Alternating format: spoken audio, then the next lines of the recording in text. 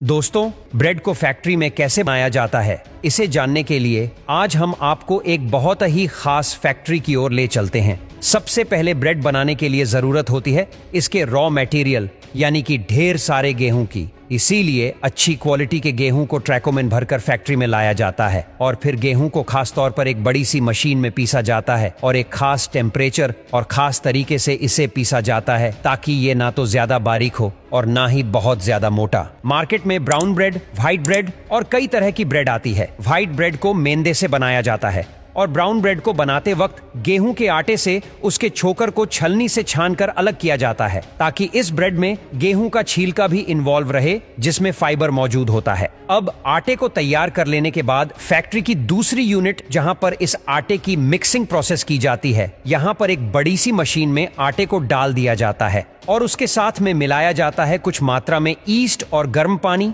और ईस्ट को मिलाने के कुछ देर तक इसे ऐसे ही छोड़ दिया जाता है ताकि इसमें फर्मेंटेशन हो सके। फर्मेंटेशन हो जाने के बाद इसमें नमक और शक्कर भी मिला दिया जाता है और मिक्सिंग मशीन में काफी देर तक मिक्स किया जाता है। अच्छे से मिक्स हो जाने के बाद अब बड़ी सी मशीन के दूसरे हिस्से से गूंदे हुए आटे को बाहर निकाल लिया जाता है और बड़े से कंटेनर में गूंदे हुए आटे को कलेक्ट कर लिया जाता है और अब इस आटे को भेजा जाता है डोमेकिंग मशीन की ओर, जहां पर इस गूंदे हुए आटे से गोल गोल आकार के डो यानी कि लुए बनाए जाते हैं और ये मशीन गोल गोल आकार के डो को सही से और सटीक वजन के डो बना देती है। डो बन जाने के बाद ये डो कन्वेयर बेल्ट पर जाने से पहले इन पर मशीन से ही सूखा हुआ आटा लगा दिया जाता है ताकि ये कन्वेयर बेल्ट पर चिपके ना। और अब कन्वेयर बेल्ट पर ये आगे बढ़ते हैं और वहां आगे एक मशीन लगी होती है और ये मशीन देखती है कि ये डो का वजन कम है और सही साइज में नहीं है, तो यही इसे कन्वेयर बेल्ट से बाहर कर देती है।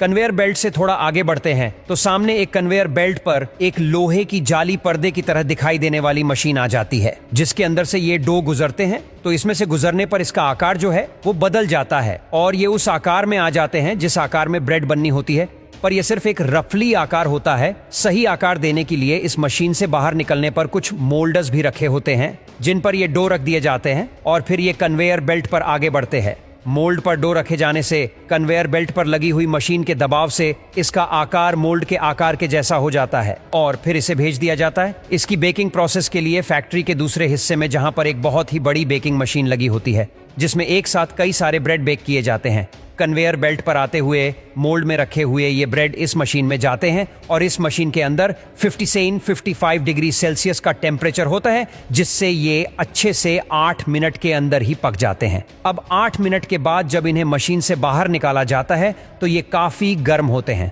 और गर्म होने की वजह से इनका आकार कहीं बिगड़ ना जाए, इसीलिए इसे थोड़ा कन्वेयर बेल्ट पर इधर से उधर प्लेटफॉर्म पर घुमाकर ठंडा होने के लिए 20 मिनट के लिए छोड़ दिया जाता है जिससे थोड़ी देर में ठंडे हो जाते हैं। ठंडा हो जाने के बाद अब बारी आती है इन ब्रेड्स की कटिंग की, क्योंकि अभी जो ब्रेड्स तैयार है वो बिल्कुल एक बड़े से ईंट के आकार के दिखते हैं जिसे अभी खाया तो नहीं जा सकता है। अब इन ब्रेड की स्लाइसिस को तैयार किया जाता है और आगे बढ़ते हुए इन्हें एक मशीन की ओर ले जाया जाता है जहां पर ये कुछ ही समय में स्लाइस के आकार में कट जाते हैं और इस मशीन से बाहर निकलने पर फाइनली ब्रेड हो जाती है तैयार।